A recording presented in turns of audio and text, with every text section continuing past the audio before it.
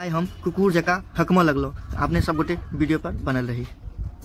सब गोटे के प्रणाम। और हम सब आयल छलहुँ कलम गाछ काटे के लिए और बाँस काटे के लिए मंडप में काज हेतै। सब गोटा काज कए रहल छथि। सब अपन एहिमे हाथ बटबै छथि, पुण्य के भागी बनै छथि। अपन सब गोटे जे छथि गाँव के जते युवा छथि और जते गार्जियन सब छथिन सब आयल छथिन बाँस काटे के लिए। तो हमहूँ सोचलहुँ जे हमहूँ किछु काज कए ली। कुंदन हमर थाकि गेल गाछ काटैत काटैत, देखियो पसीना टप टप बहै छै।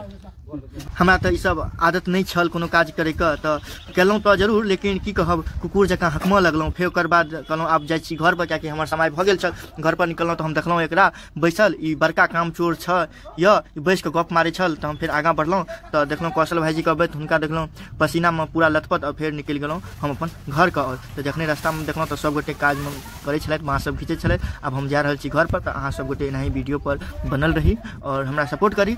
हम अहाँ सबके यज्ञ से जते संबंधित जानकारी अछि, हमर कोशिश रहत जे हम ई वीडियो के माध्यम से अहाँके सब लग पहुँचाए। जय श्री राम।